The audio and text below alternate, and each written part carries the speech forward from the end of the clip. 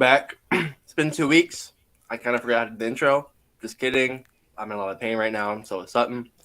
But welcome back to episode 86, the Nick Boyle, Todd Heap episode of the Purple Rain, Purple Pain podcast. It's Purple Pain from now on. Just came off, I would think, the worst regular season loss, I think, in a couple of years. Can't really. Last year, maybe the Titans, that kind of hurt, but it was worse than the Dolphins loss a couple weeks ago. Yep, just because it's the Steelers. It's Pittsburgh. It's the Steelers, man. But we're here. We're ready to talk about it. But first, let's just get out the way. Where can they find you on Instagram and Twitter? Hey, man, you can find me on Twitter and Instagram, just at Sutton Def, man. You can shoot me a follow. We can talk Ravens, go back and forth. You guys know me. This guy over here, you can find him on Twitter at SimplyAS10 and on Instagram at SimplyAS10.prod. And most importantly, do not forget, if you're new to this channel, make sure that you go ahead and subscribe to SimplyAS10 on YouTube as well. Best highlight videos in the game. All right. One more thing, too. Make sure you follow us, The Purple Rain Podcast, on Instagram at The Purple Rain Podcast. Exactly how you see it spelled up there, up top. You can even scan that QR code on top of my head. It'll bring you right to the official Instagram of The Purple Rain, or Purple Pain, should I say, podcast. This is episode 86. Thank you guys so much for coming through.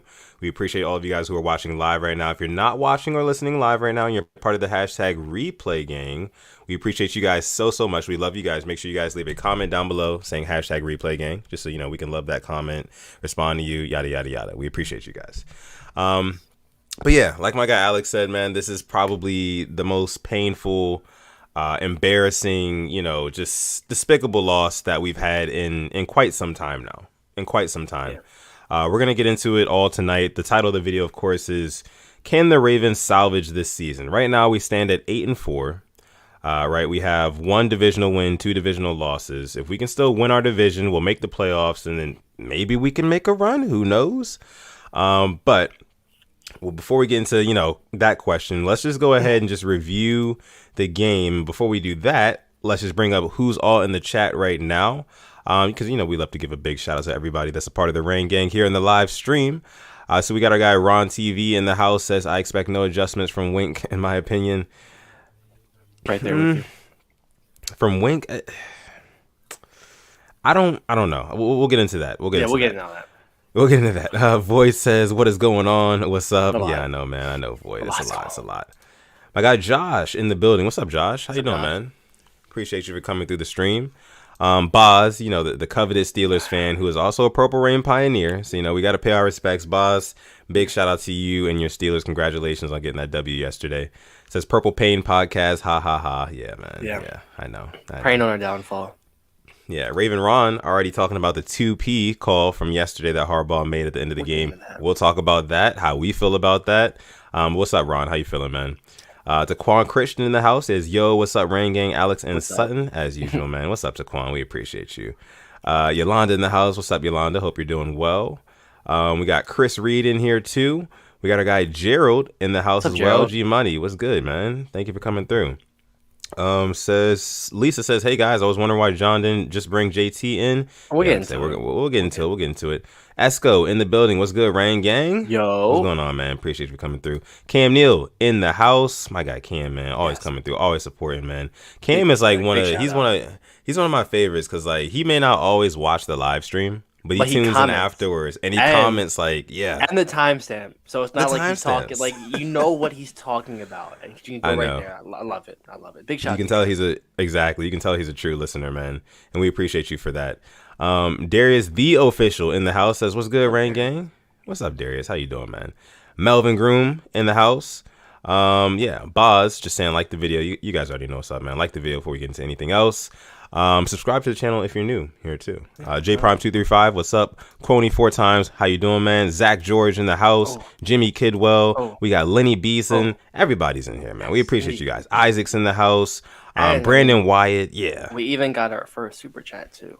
Oh, we did. Oh, yeah. You guys can donate to us on Super Chat if you'd like to. Spencer the Realist says, what's up, boys? Maybe there's too many injuries. Thank you, Spencer, for making it rain here on episode 86 of PRP. Maybe there's too many injuries. Yeah, man, the injuries, they seem to be catching up. They've been catching up for the past couple weeks. Like I say the past month, those holes on our offense have been very, very emphasized. They're glaring holes now, and they just keep one hole keeps opening up after the other. Man, it's not good. It's not good. But yeah. Lots to talk about, like our guy Gerald said. A lot. We also have our guy JD Killswitch in the building. What's up, JD? Thank you for coming through. What's up, bro? He says thoughts on the Rashad Bateman situation. We'll touch on that later too. Yeah, we'll get into that. I thought that was pretty interesting from today, but we'll get into that. But first, like me and Alex were saying, let's go ahead and just review this game. What I actually want to do for all you guys who are here watching live on YouTube, I'm going to bring up the box score from the game, just so we can all together kind of look at the stats from what happened yesterday, just kind of breaking down the numbers. And I'll kind of put it on screen for you guys so you guys can see. So obviously Steelers 20, Ravens 19. Just kind of looking at let's look at the passing attack first and foremost. So Lamar Jackson, our quarterback, 23 for 37, 253 yards through the air, 1 touchdown, 1 pick, 7 sacks. That pick is laughable. I'm just going to get into it right now. That pick was just I think this is the first time as in the Lamar era where like this loss was on him, I want to say. And just he isn't like right now he's not playing like a top 10 quarterback. Maybe not even. I mean, and I get the line, I get everything like that, but I don't know what these interceptions are. I don't know what's going on with him up here. But I think it's to the point maybe he's outgrown our offensive coordinator. I mean, I don't know how you feel about that. Don't know if you hear the wind outside. It's actually really loud. I do hear the wind. That's yeah, my bad. I don't know. That's TJ Watt running past our line for the 15th millionth time. Yeah, but just man, I don't know what's going. Like this is not the Ravens offense we're used to. We haven't scored in the first quarter since the Chargers game. That was like a whole different season. Like I don't think we've scored over 20 points since the Chargers game. No, it's been like at least a month. I'm pretty sure. Right. Yeah, like it's pretty embarrassing. Times are getting really tough for the Ravens, and a lot of people over the past couple weeks were saying, it was a healthy balance of blame between blaming the defense and blaming the offense. Mm-hmm. For me, it's been the offense. When your team cannot score over 20 points in 4 or 5 weeks, that's a problem. You're not going to win football games like that, because our defense, believe it or not, plays pretty well. We keep teams to a manageable, reasonable amount of points. We don't let teams run up the score on us, but we just cannot seem to score the football, and that's the issue. Now, just talking about that interception that you brought up before, Alex, that first one of the game, first and last one from Lamar, that was one of those plays where TJ Watt was running scot-free at Lamar Jackson. Nobody touched him. No one touched him, which is something that should never, ever happen. Never. Like, it shouldn't have happened on that play. It shouldn't have happened on the last play of the game. There's no reason why you should be letting the best pass rusher, undoubtedly the best pass rusher in the game, top 2 and not 2. I don't want to hear about Myles Garrett. TJ Watt is better. Thank you. You know what I'm saying? There's no reason why we do not have a game plan for him. After they said all week, we're game planning as if TJ Watt's going to play. Yeah, exactly. What did y'all do? There was no preparations. Nothing. What was that? Nothing. I mean, you can't have him running free at Lamar Jackson. Now, of course, Lamar, he shouldn't be, just throwing that ball up for chance, especially that type of stuff doesn't normally work. It worked last week against the Browns. Yes, I get it, but it's not going to work every time. No. It's not going to work every time. So, that was, I'll put half of that on Lamar. I put half of that on Roman. Because I feel like, listen, man, like you have to have a plan in place, whether it's going to be Makari handling him, whether it's going to be the tight end chipping him off the line or something like that. But you just cannot give him a free shot. That's just like a layup. It's a layup. And speaking of free shot, I literally never want to see Tyree Phillips on this line again. Like, I'm sure this plastic fork right here has more uses than Tyree Phillips. I'm sorry. It's just like when he came in, it's like, oh, well, we're about to give up a sack, and we just give up a sack. And don't get me started on Ben Power. Bro, didn't Ben Power say he likes to, like, crush grown men's dreams? You just are standing there, and you have your own quarterback running. I get you can't turn around, but he's just standing there, like, not even trying to block anybody. Right. Yeah. Like, this looks like I'm watching a JV football team sometimes. It's like, oh, well, the varsity's going to be up next. I mean, there's just the young guys. I just don't get what happened. What? Yeah. It's just Me, tough to watch. I don't get it either, man. I do not understand. Taquan Christian chimes in here, says Lamar's decision making is not the best at the moment. That's Yeah, putting it it's lightly. not. That's putting it very lightly.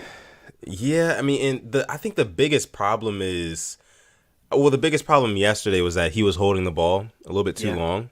Hmm. Now the problem with me making that assessment after watching the game on broadcast television is that we don't get the all 22 when we watch on No. TV. So it's like I can't see who's open, who's not, who's getting separation, who's not. So when I go back and look at that, I'll make that assessment for myself and tell Hmm. you guys, and tell you guys whether or not I think Lamar Jackson's holding the ball too long. I think he was, because there were some plays where he could have thrown it away, you know.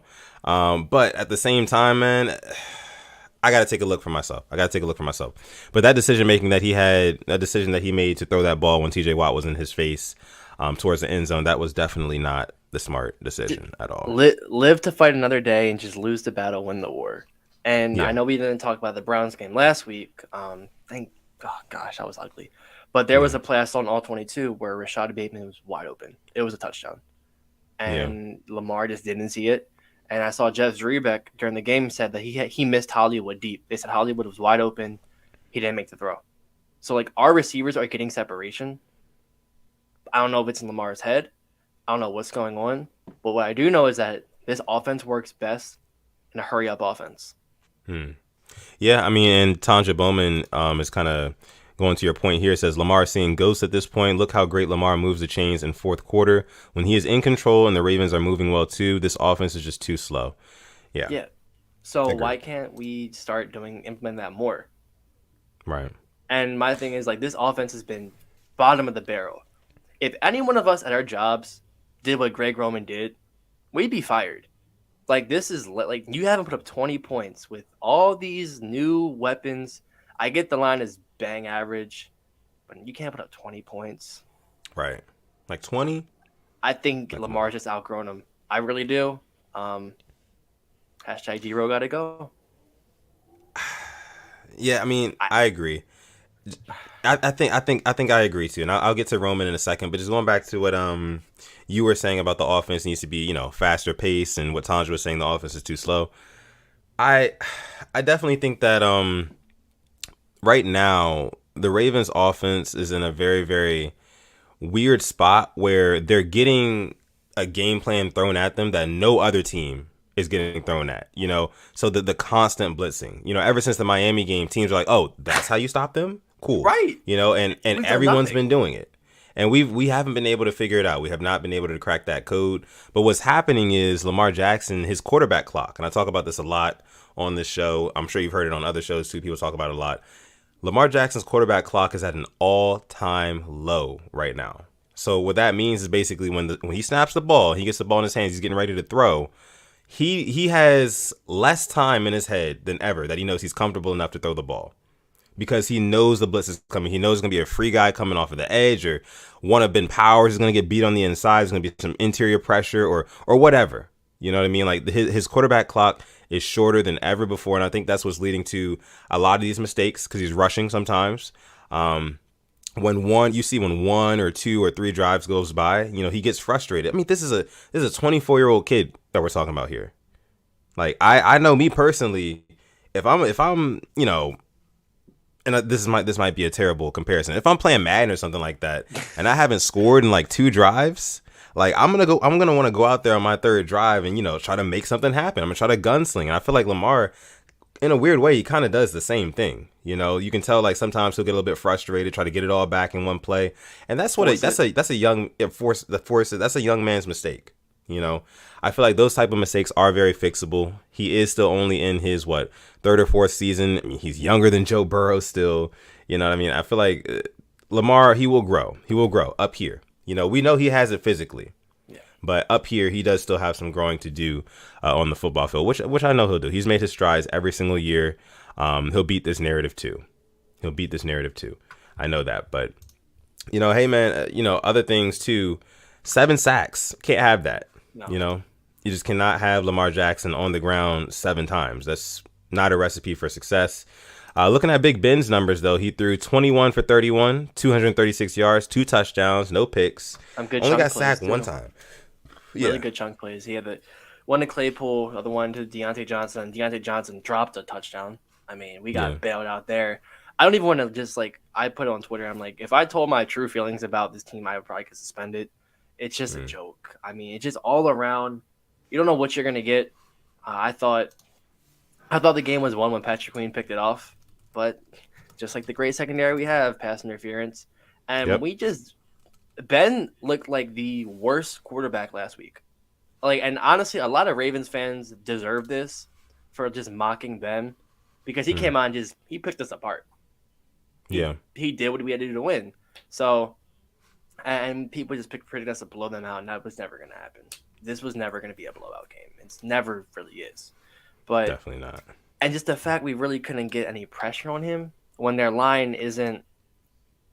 This isn't the Buccaneers line. This isn't Right. a full healthy Browns line.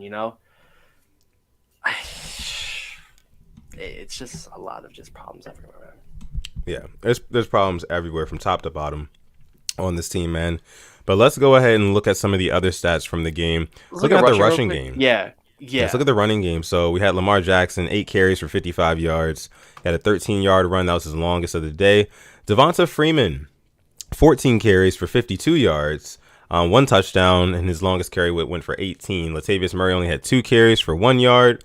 Nate McCurry had that one single carry, and I remember that play like the back of my hand. He lost a yard, and we never saw him again.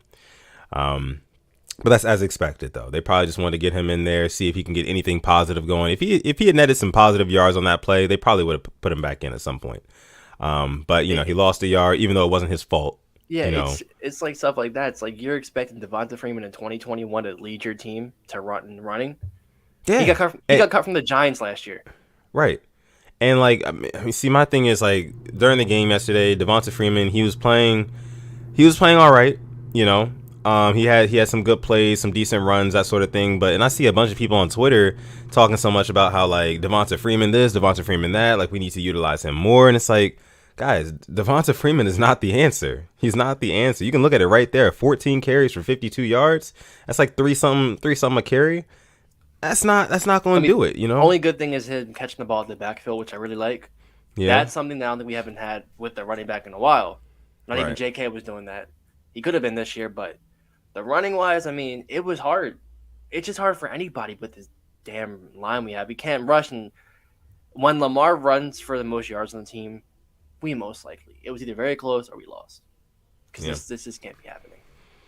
Yeah, man, it's just no good. And another thing about Freeman, it's like people are saying, oh well, he's the best running back in Baltimore right now. It's like that's not saying much. No, that's not saying a lot at all. But we do have a super chat donation. This one coming from G Law himself, laying down the law per usual, man. Out the stadium, out the arena. He might be across the street with the vendors. Shoot. Yeah, literally, man. I don't know where he's pulling up from at this point. Yeah. But big shout out to you, Joe. Thank you Joe. so much for making it rain here on episode 86 of the Purple Rain podcast. Says this is for Simply As 10 and Sudden Death 86 podcast. However, LJ has been playing, like he said, a rookie. We can blame the loss on coaching, but ultimately it's the interceptions. We are our own worst enemy at the end of the day. Yeah. We just love to shoot ourselves in the foot. We do. Let's talk about another thing here. The Steelers rushing. We did a pretty good job keeping them under wraps. Najee Harris had over 20 carries, but only 71 yards. So I mean, He turned it on at the end of in the fourth quarter. They pulled an us. They took advantage of a worn down defense, and they got the yards when it mattered. We did a really good job at stopping them, but then when Snell came in and broke off the one for 8 and then the one for 5, it was like, it's one of them. It was up. It was bad. Yeah, man. Another thing that I wanted to bring up, our guy G Money says it's the interceptions that are costing us these games, but I also think that it's the pre-snap penalties. It's the pre-snap penalties, man. It's been happening. This one talking about with like just the offense. And you know what? forget the preset penalties. I have just a really big bone to pick. Yeah. Why on God's green earth are we sending Patrick Ricard, a 300-pound fullback, on more routes than our first round wide receiver in Rashad Bateman? Make it make sense. Yeah. If we're just going to talk about problems with his offense, man, I don't know what it is. Along with a quarterback who doesn't trust himself, it's a lot of things. Yeah, and yeah, you're right. That doesn't make any sense to me. And you said something interesting earlier in the episode. You said maybe Lamar has outgrown this offense, and maybe he needs to be put into a different system where they can implement the skills that he has now, not the skills that, he had when he first came into the league, but the skills he has now, the things he's learned, and put that together and evolve that game plan, evolve that strategy of using Lamar Jackson to his benefit. And we haven't seen that. And you remember right before the season started, there was one on NFL Network, Bucky Brooks. Remember when he was saying what he said about Lamar? They should let him graduate after 4 years and move on.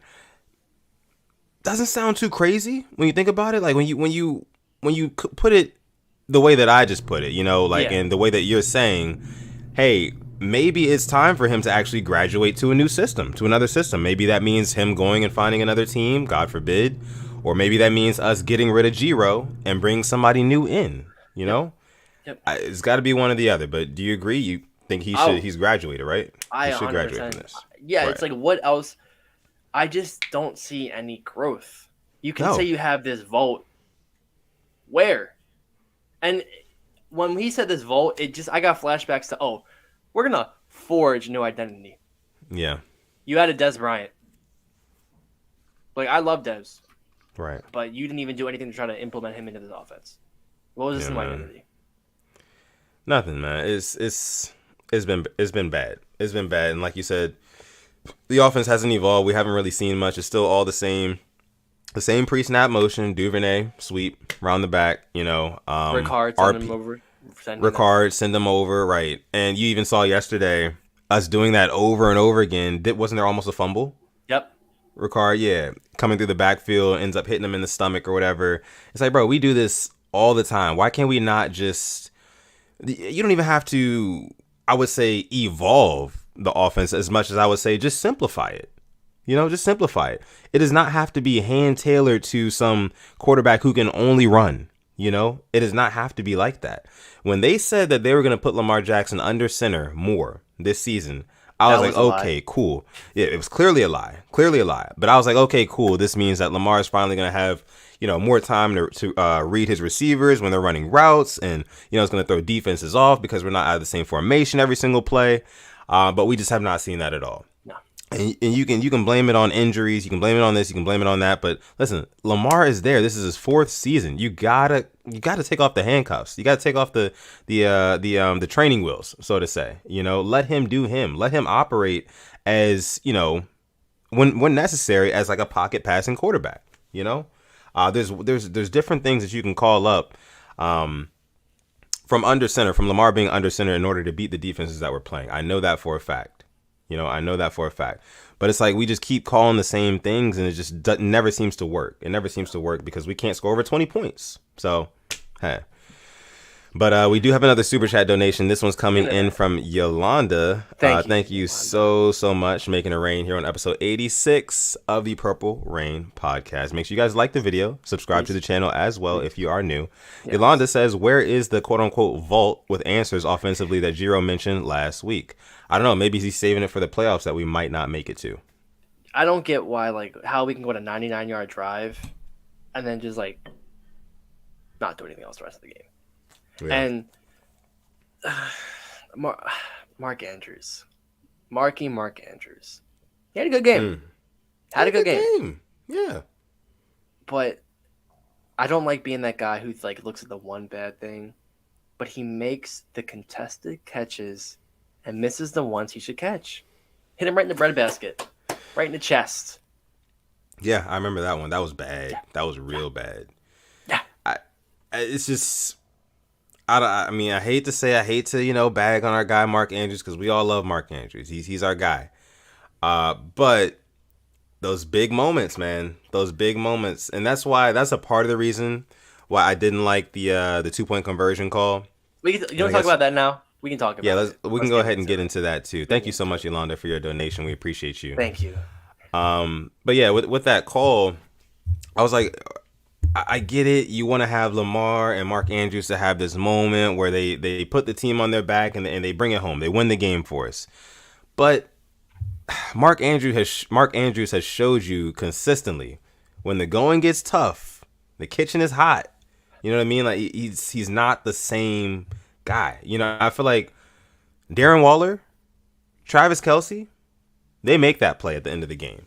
You know, as soon as they come out of their break, their head is automatically already turned around. They're looking for the ball. They're fighting for the ball. But I just didn't really see that. I didn't really see that with Mark Andrews on that last play. It hit him in the fingertips. I thought that he had a good shot, a good enough shot at least at getting to that football. You know, but maybe it was just out of reach for him. Who knows? But and like I said again, one more before you go, I agree with the call because like I get Harbaugh he wanted to put his faith in his team in order to bring the home the game. I get that. I understand. But on the same token, though, we do have the best field goal kicker of all time. So we pretty much could have guaranteed to tie the game up. And then it was literally going to be a 50-50 chance that we got the ball in overtime. And I don't know. I like our odds. If we get the football first in overtime and Lamar gets the football. Yeah, exactly. Lamar gets the football and he gets determined and he's walking up and down the sideline like, oh, yeah, it's over. We scoring this drive. I got faith in Lamar. I got faith in the Ravens offense then. When we can put something together, put a drive together, and get down the field. Because it only seems like we can do that towards the end of games when we have to be resilient. Fourth quarter, which is another super frustrating thing. Super frustrating. Like, I don't get that how, the offense is asked the entire game. And then when our backs are up against the wall, that's when we start, performing. We start marching down the field and we throw the touchdown to Sammy Watkins. It's like, okay. By the way, that was Sammy Watkins' first touchdown of the year. Shout out to him. But Bargain. Yeah. But yeah, man, like I said, I agree with it, but at the same time, I don't agree with it. And I know that kind of makes me seem like I'm in the middle. I'm like on the fence about it. And I am. I can't be mad either way, but how did you feel about it, Alex? I loved it. I'm going to stick by it. Because I saw the Colts game. Mark Andrews stepped up when it was big.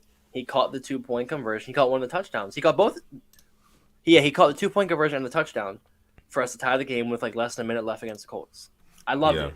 I mean, that's the one time I believe that I've seen him step up. Browns game, he stepped up too, but it was just that whole play was just terrible. We had 3 of our linemen like just jumping on each other. It's like I forget what that game was. He's all just jump on each other. We had a big pile of just big men. You had the best edge rusher in the league running straight at Lamar Jackson, and you had a poor throw that got his fingertips that maybe he should have caught it, but it's a hard catch either way. Right. I'm the same person who hated the call against the Chiefs on 4th down. I thought our defense, the way they were playing, I hated that call, but I love this call. I don't know what's wrong with me, probably something, but I just don't trust our defense.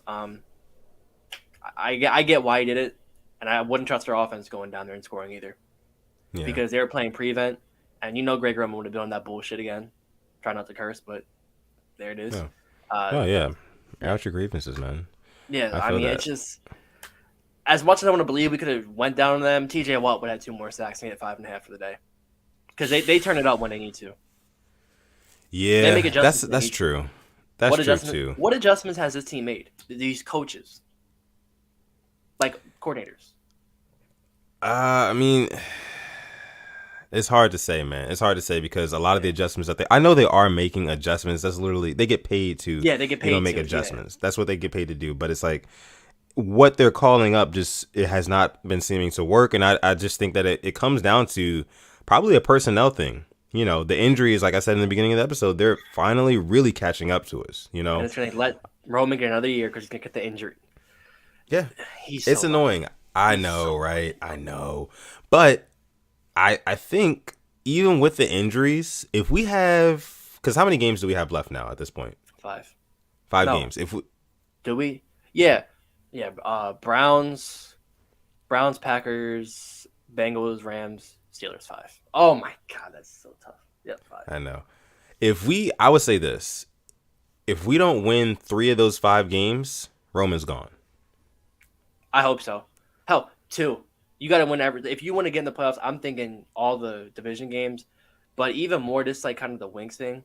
And I don't want to rag on somebody who's hurt.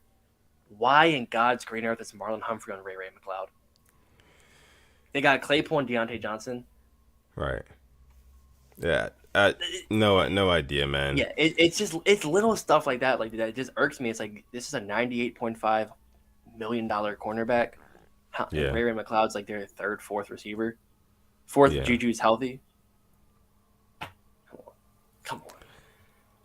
I don't know, dog. It's and of course we'll get into Marlo in a second. Yeah. Jonathan Washington Jr. chimes in here, says, you realize Lamar Jackson, he locks in when the Ravens go no huddle. So like Alex was saying, push that pace. He said he's done it multiple times this season and throughout his career, but we only go to it when we're in desperate need of points. Giro cannot adjust. Yeah. That's super annoying.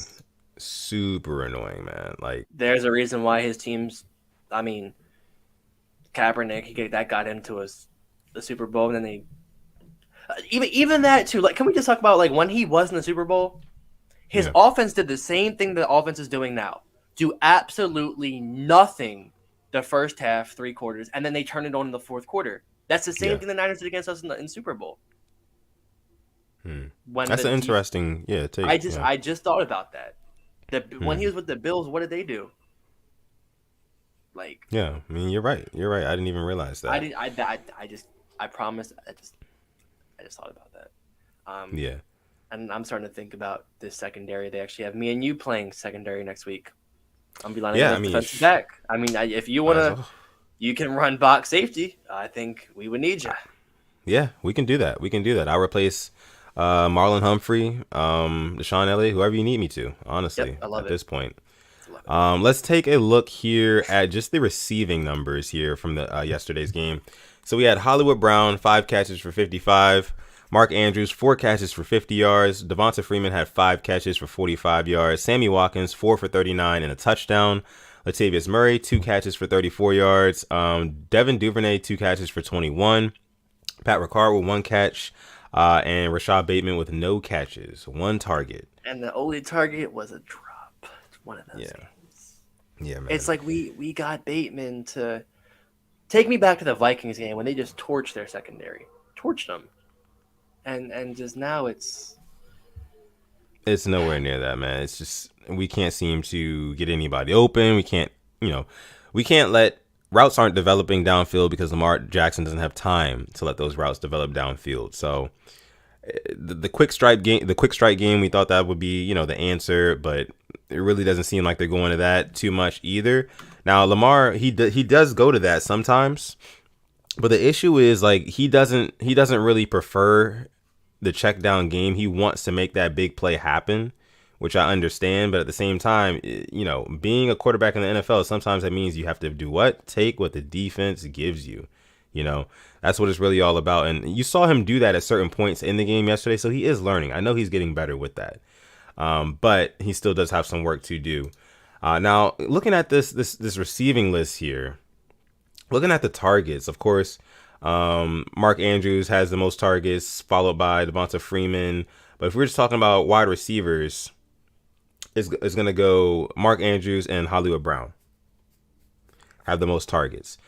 There's no reason why Pat Ricard, or why Devin Duvernay should be getting more targets than Rashad Bateman. There's no reason why Devonta Freeman should be getting more targets than a Rashad Bateman on our team. I just think that is really Latavius Murray, our backup running back. Latavius Murray, you know what I mean? It makes no sense why we're not getting our first round pick, who has shown a lot of signs of being a really good player on the field in his last couple of games. Why are we not including him in the game plan? Yeah. I put it out. I was like, if we were never going to use Bateman, why did we take him? You could have, the whole Twitter is really annoying because everybody has an opinion and they can't think. But somebody, because I said Creed Humphrey was there. I didn't mean take Creed Humphrey at 27th.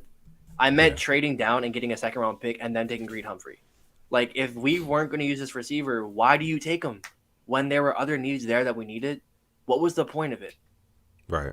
I Yeah. still just like, and I love Sammy Watkins too. It's like targeted 6 times, 4 catches, one of them a touchdown. Andrews 9 targets, 4 catches. Maybe Right. like you just aren't given to the guys who I think have earned it. I Yeah. think Bateman's earned more targets. Hell, I think Prochet's earned more targets. I was just gonna say Prochet. I was like, I feel like he's earned his keep here on the Ravens receiving core, but nothing. And once they get away Yeah. from this run game, thinking that it's going to do something, maybe you'll see the offense evolve because this run game is not going to lead you anywhere. It's not happening. It's not. It's not. Like, this is not the year for us to lean on the run. And I think teams know that. Teams genuinely know that. Like, we can nickel and dime a little bit with Devonta Freeman. He might have a nice run here and there, but they know for the most part, Devonta Freeman and Latavius Murray are not going to be gashing them for, big runs, big touchdown plays, explosive type plays. They're just not doing that. They're past that point in their career. Teams recognize that, so they're going to say, okay, we're going to key in on this pass game by blitzing the hell out of Lamar Jackson, not giving him hardly any time to process and think, to make the right reads, and just kind of force him to get the ball out quick. Not let any explosive plays happen. If you want to try to nickel and dime us, cool. We'll allow a 99-yard touchdown drive that took up 10 minutes every once and again. But, other than that, as long as the Ravens continue to shoot themselves in the foot with these pre-snap penalties and, just not being able to adjust in order to beat this cover 0, cover 1 type blitz schemes that we're facing a lot, it's going to be more of the same. But real quick, guys, we do have over 100 people, about 116 people watching live right now, 117. Thank you guys so much for coming through, joining the stream. Last time I checked, it was like 40. I'll take it. Thank you. I know, right? We appreciate you guys for coming through to this episode 86 of the Purple Rain Podcast. Make sure you like this video. Also, subscribe to the channel if you are new here as well. We do have another super chat donation here coming from Savigs. Thank you so much, Savigs, making it rain here on this episode of PRP. Says, bro, we got to put Lamar under center like Tannehill. Tannehill's ass, but the plays they draw up for him always have either a tight end or a wide receiver open. That boy Johnny Smith got that contract because he was his security valve at times, along with AJ Brown. I mean, and they run a lot of play action. Yeah. I don't know why. I don't really know why. Like, we can't put him under center more often. It's like, do they not trust him the same way that they would trust a Tannehill under center? But it's like, why? Do they see him in practice? I'm thinking like at this point, I'm thinking like, do they put him under center at practice? And when he snaps the ball, he's like falling all over his feet and tripping, and they just see that he can't do it, or what is it? Because it's like, if we can mix it up a little bit more on offense, keep these defenses off balance, I feel like that would bode very, very well for our offensive production. But instead, we don't do that. It's the same looks every time. And me, a casual Ravens fan who's sitting at home watching the game on my couch, I can call exactly what we're going to do. Exactly what we're going to do on offense. It's annoying. Thank you for bringing this up. Oh my, I actually almost had a stroke. Speaking of seeing stuff, we had 3 receivers lined up to Lamar's right. Please cover your ears, little children. They had one fucking defensive back. One defensive back. We had 3 receivers, and Lamar ran for 11 yards. Got the first down. Yes. Yeah. How does that happen? Like, this might be my problem with Lamar right now. How do you not see that? Or maybe give him the tools to call maybe a hot route. Maybe this, I'm not know if you can do that, but it was there. There was yards there to get, and we didn't. I don't know what the problem is. Like I said, this is not an 8-4 team. We are frauds. We are phonies. We are the Steelers of last year. I don't care how we aren't that good of a team. Sorry, just gonna be honest. Yeah, I don't think that we are, and we are not a Super Bowl contender. We are not. They don't say that we are. It's not happening. Yeah, it's not looking good at the moment. With that being said, let's get into this. Let's get into the title of the video. The question, is this season salvageable for the Ravens? Like, can the Ravens put something together, go on a postseason run, and then find themselves somehow, some way in the Super Bowl, in the big game? Is the season salvageable, Alex, in any way? No. I know the people up high are hoping we can win the division, get a home playoff game, get the revenue, get the all that, and then we eventually drop out another one and done. That's what they're hoping for. because right now the Patriots, they're beating us. The Yeah. Bills, they're beating us. The Chiefs, they're beating us. Honestly, you talked about the Patriots. I don't even want to think about the That type of game defense, plan. Oh goodness, man, Judon the 5 sacks defense minimum. at least. And I don't even want to think about the game plan that Bill Belichick would draw up. Like he would draw up a game plan that builds upon the game plan that we can't stop right now.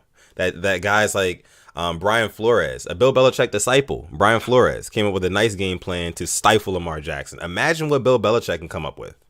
You know, like I don't know. The same defense of the Steelers that put up the Bengals put up 35 on them. Yeah, They lost 42 to whatever because Ben threw a pick six, but 35 points on them. We put up 19. 19, and like we were winning the whole game. We're winning the entire game.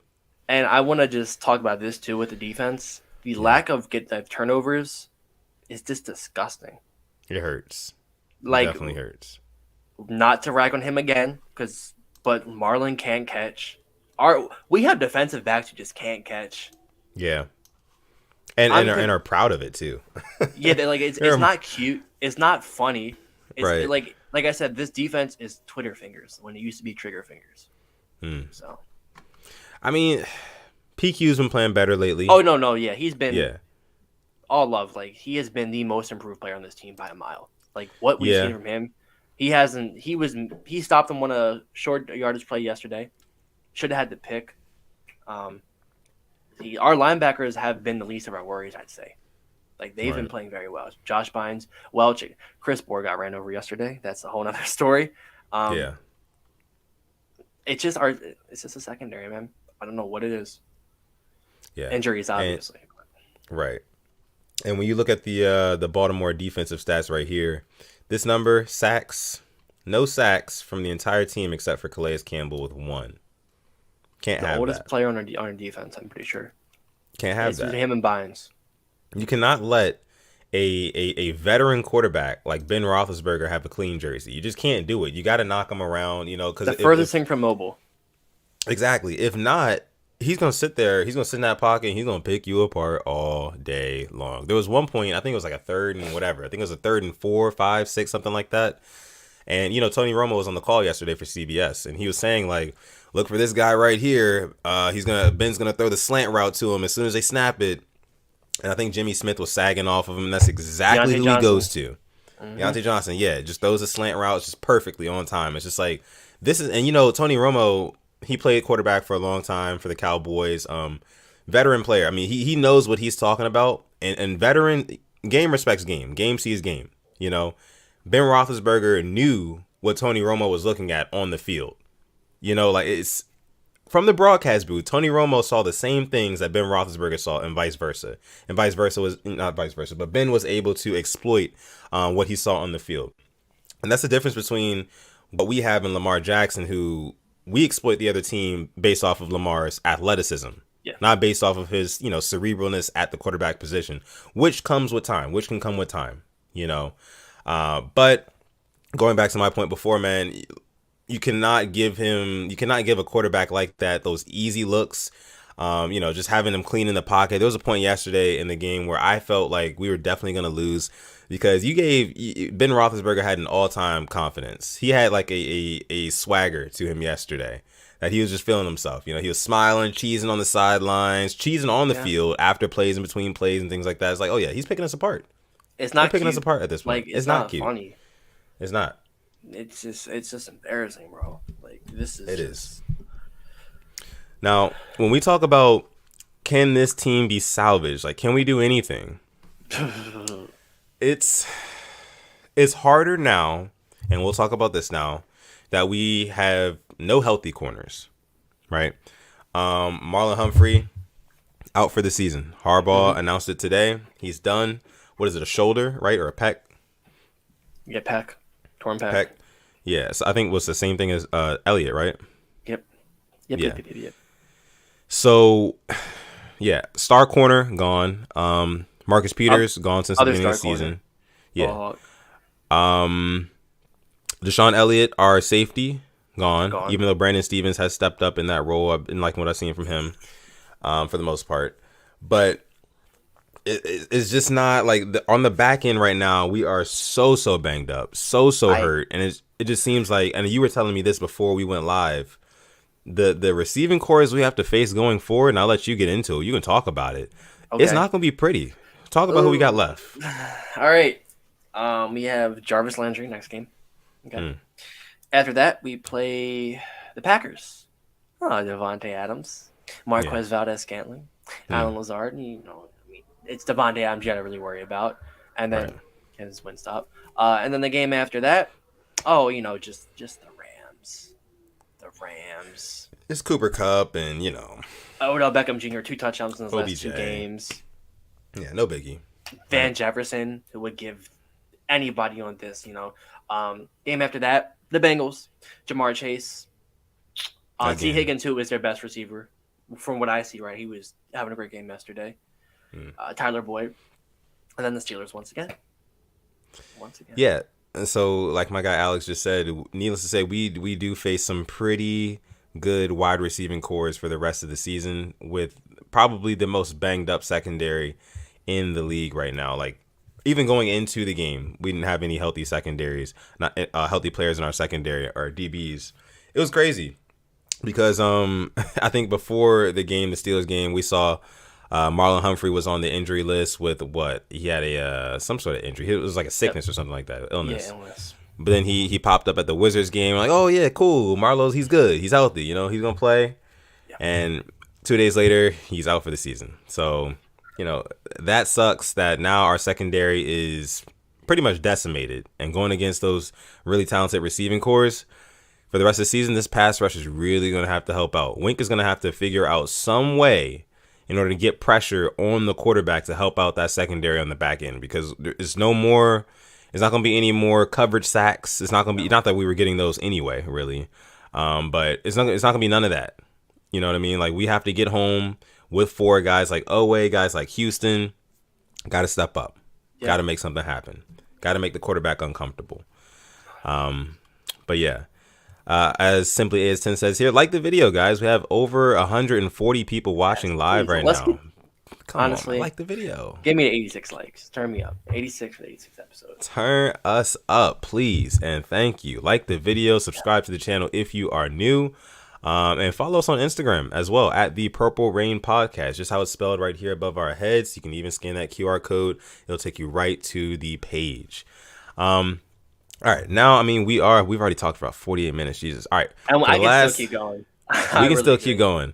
But I want to get some input here from the Rain Gang, see what you guys are talking about. All you guys who are new here, we're going to do a segment called Burning Questions, where you can ask us any question that you have at the moment about the Ravens. What are you thinking right now about the team? Like, just about anything, Ravens related, of course. Burning questions. Make sure you get them in the chat, the live chat right now. If you're not watching this live and you're part of the hashtag Replay Gang, we appreciate you guys so much. Once again, make sure you leave your comments down below. And if you're listening on Apple Podcasts, Spotify, anything like that, hey, man, make sure you come through to the YouTube every once in a while and check us out live, because we love to interact with you guys when we can. All right. So let's see what we have here from you guys. What burning questions do we have from you guys? As our guy Mod K-Dog says, smash that like button, of course. Smash the like button. Let's get those likes up to 86. Y'all heard the man. All right. All right. Let's see. The first one's going to come from Yolanda. Okay. Says, are they going to fire Giro if we lose another game? No. Because the problem is they're not looking at Giro right now. They're not even looking at him as a problem, as an issue. At least they're not saying it publicly. They're not even hinting at it publicly. No. It's all, we have to be better. Execution has to be better. Everything just all around. All cookie cutter bullshit, per usual. So yeah, if we lose another game, I don't think they're gonna fire Giro. But like I said, if we don't win at least 3 of our last 5, I think that they will consider going in a different direction. Or if we miss the playoffs, one or the other. We miss the playoffs, or that happens, I think they'll get rid of him. I think if anything for the Ravens fans to be happy about, we have a cutthroat GM in DaCosta. I think DaCosta will be like he would go above and beyond. He'd go to Bishotti, be like, all right. He's not doing it. We haven't seen progression since 2019. Just going to be honest. I think it's time for us to move on. I don't Yeah. think then you can talk to John Harbaugh about it, but I think DaCosta would do it if anything. I mean, if Ozzie was Yeah. still there, I love Ozzie, but he would kind of let the coach handle it. You've seen DaCosta. If you're not doing good, he'll trade it. Like we saw with our linebackers with Owasso and Kenny Young in 2019. Right. We signed Fort and Bynes off the street, and they said bye. Yep. Traded Kenny Young, didn't re-sign Peanut. I mean, that's what's cool about DaCosta. Like you got to be doing your thing. So, Yeah. yeah. The bottom line, man, they ain't letting him go unless Yeah. something drastic happens. Like 0-5, and we don't put up 20 points Right. again. Speaking of the last 5 games, our guy J Prime 235 has the next question. Says, which of these last 5 games are you looking forward to the most and the least? I would say the least I'm looking forward to is this week against the Browns. Reason being is because, hey, we just played the Browns last week and they haven't played football since. They've been doing nothing but resting their bones. Baker Mayfield and all those boys from the Browns, they've been resting up. They've had 2 weeks to prepare for us. Literally, the moment that they lost that game to us last week, they've been watching nothing but film on that game and that game alone while we had to prepare for the Steelers. We just lost, and now we have to gear up to prepare for the Browns once again. We're banged up, even more banged up than the last time we played them, and they're going to be healthier because they didn't play last week. So that's what I'm most afraid of, because if we lose that game, we drop that one, and that's 2 in a row, 2 divisional losses in a row. That's going to hurt. That's going to hurt really bad. But yeah, the game I'm looking forward to most, hey man, I'd probably say, I think I'm gonna say Green Bay. I'm gonna say Green Bay because and not because of how competitive I think we can be with them. I just think it's really cool when the Ravens play up against an NFC team, especially a good NFC team, because we don't get to see that too often. Oh, we got we 2 of haven't them played coming the in. Packers. We do, but we saw the Rams a couple years ago. We haven't seen the Packers in the regular season in years. Yeah, since 17, and I think it was Brett Hundley was our quarterback, and we went up to Lambeau and shut him out. When Mike Wallace scored, that was in 17. And before that was 13 when they beat us, when I think Dallas Clark had a one-handed touchdown grab. So it's been a while since we've seen Aaron Rodgers. So that's actually the game I'm looking forward to the least. I'll get into mine because I think he's going to just cut us apart. Yeah. He very well might. Yeah, he doesn't care. Rodgers will just the game the most I'm looking forward to, none of them. But if anything, maybe week 18 against the Steelers. That game's gonna mean something. So we'll see. Yeah. We'll see. Click One says, yo, what it do, Rain Gang? What's up, Click? What's up, Click One? Thank you for coming through. Josh Hoffman with an interesting question here says, if you like the 2-point conversion attempt, would you like that same attempt in a playoff game? That's a good question. That's a really good question. I'm going to say in a playoff game, no. Definitely not a playoff game. So what makes the regular season different? What makes yesterday different? Between just us not having any momentum, I'm going to say, even that we scored, we still didn't have any momentum. Our defense was done. So, they were running all over us. They had me and you back there playing cornerback. And a playoff game is different. I mean, you can live to fight another day in the regular season. You can lose that and still have more games in the playoffs. It's you gotta play as safe as possible. Yeah. I mean, it's. I know. I get what you're saying. The stakes are definitely higher in the playoffs for sure. And in the regular season, like you said, you can live to fight another day, just like we're doing. We lost yesterday. Win the war. Right, we lost yesterday, but we still got 5 games left. We're 8-4 right now, so I get that. I understand that the stakes are definitely higher. So if we were to go to OT, probably somebody else would have got hurt. I honestly believe that's what Harbaugh was thinking too, because he regretted the whole J.K. Dobbins injury. That has to be something going through his head. But maybe he was just, and a lot of that, I feel like that 2-point conversion attempt, a lot of that I feel like is emotions, and I feel like a lot of it has to do with who we were playing. I feel like if we play against any other team, we probably kick that field goal, go to overtime, take our chances. Yep. But I feel like since it was the Steelers and, it's the rivalry and, one team has to show that they're better than the other, that they can beat them. It has to be decisive, that sort of thing. And I feel like that was going through John Harbaugh's head. Like, hey, we've been winning this whole game. They just took the lead just a few minutes ago. Hey, let's snatch it right back, call game, go home. You Punch know, him in the mouth, send him home. exactly, exactly. Didn't happen that way, you know. But I I like think if it. it's a team with a better record too, I Hmm. think we're going to overtime, or if they aren't in our division. Big thing was division game too. I think I he like just that wanted to too. win it. Yeah. Let's see. Another question coming from Be More Ravens Gunny says thoughts on maybe using both Lamar and Tyler Huntley in games. That's blasphemy. Yeah, I don't really like that either because it won't really allow either of them to get in a rhythm, any type Yeah. of rhythm. Same way we don't And with our running backs. Never in a rhythm. yeah, and this isn't like college, like a college offense or college football where you can kind of just mix and match guys. It's just no. You need one guy to get in the rhythm and lead the offense. Yep. Because I mean, it's actually shown we can't just rely on athleticism. Because teams are game planning for that. So it's gonna take just some mental evolving from Lamar. All right, so we'll take a couple more here before we get out of you guys' hair for the night. Let's see. Darius the official, thank you so much for chiming in. As we still have about 140 people watching, make sure you guys like the video. How 10 many more likes are we at right 10 now? more likes. Like 10 check. more. 10 more. Oh, 76? Okay, cool. Yeah, we're almost there. Like the video if you have not yet. Also, subscribe to the channel if you are new. Darius says, the way our offense is doing right now, what can you see our record being after the season? Ooh. You think it's going to get worse before it gets better? Yeah, I'm going 10 wins max. Okay. Max. So 2-3 over this last stretch. Yep, max. If not, 9 wins. 9 and 8. I can understand that. Yeah. I mean, you look at the issues on our team. There's no amount of preparation. There's no amount of schemes, Urgency. whatever, or anything that can really fix what we have going on right now. Our quarterback can't perform to the potential that we know he can because the trenches are not what they need to be in front of him. Left tackle, that entire left side of the line, Alejandro Villanueva and mainly Ben Powers have not been very good. He's not been very good. He's had pressure coming from there. The right tackle has been a carousel pretty much all year. Makari's in and out. We've got Phillips filling in for him, and we know how Tyree Phillips is at that right tackle position. Not that good at all. So yeah, you have the problems on the offensive line.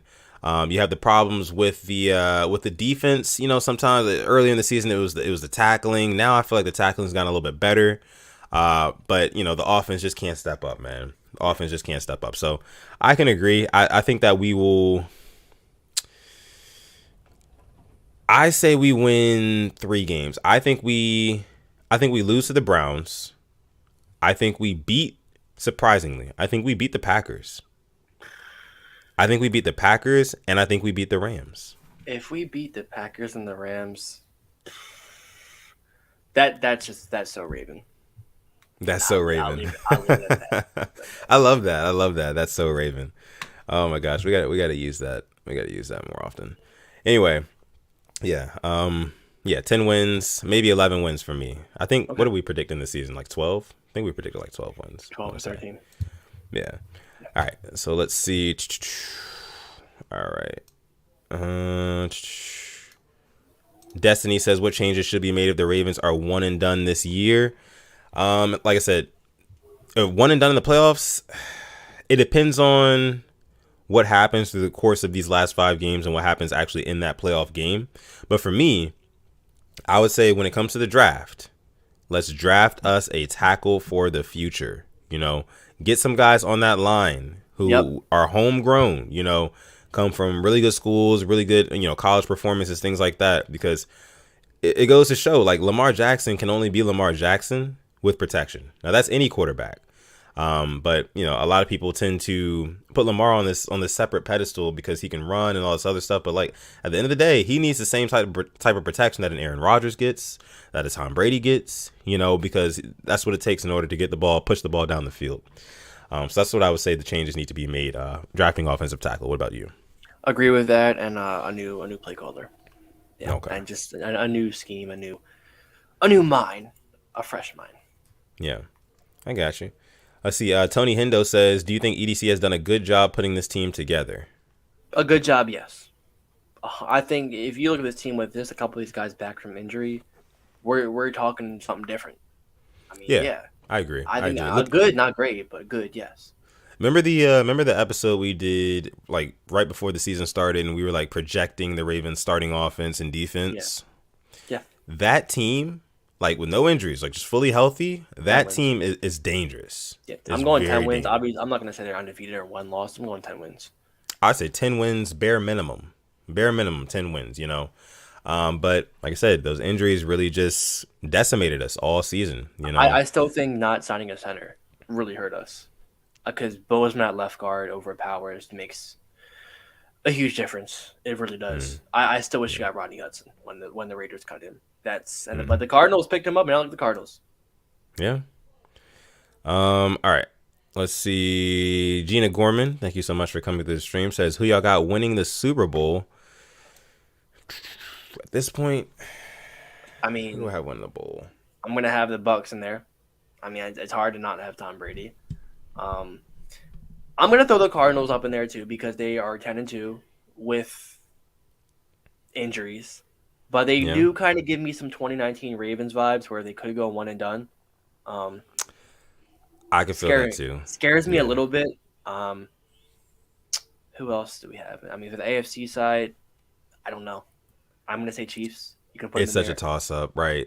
It's like I want to say the Chiefs just because, like, you know, their playoff experience. It looks like they're the team that's getting hot right now, right when they need to. 5-0 their past 5 games. Right, like you got. I can say the Chiefs with just coaching, right? McDaniels and Belichick. Yeah, I don't. The Bills. I need to see something from the Bills tonight. I want to see a dominant win. If the Bills lose tonight, I'm putting the Patriots over them the rest of the year.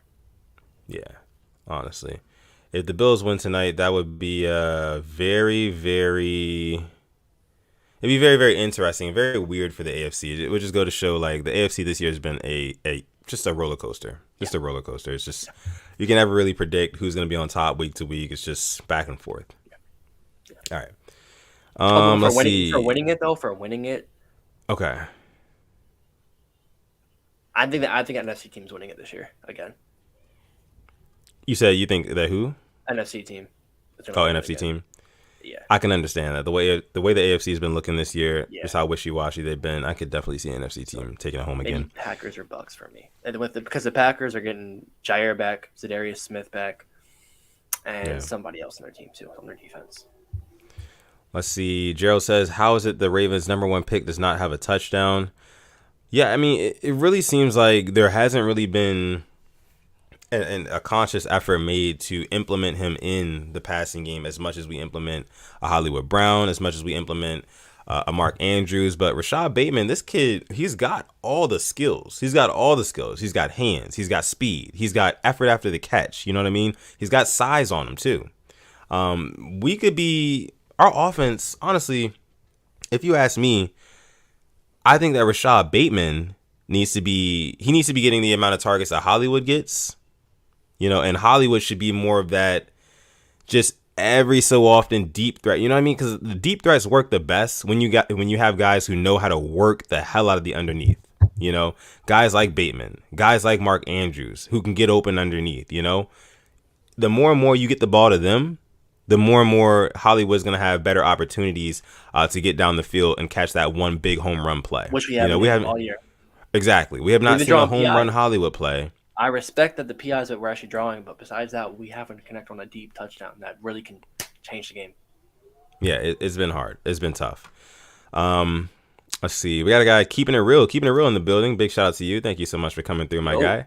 Says, this has been a rough season for the Ravens. They have been battling injuries and have so many issues offensively. This team will fight to the end, but I don't see them going far. Yeah. I mean, if there's one thing the Ravens got, it's resiliency. They got that. They good for that. Trailing in the fourth quarter. Oh, yeah, we're going to come back. We're going to make it a close, interesting game.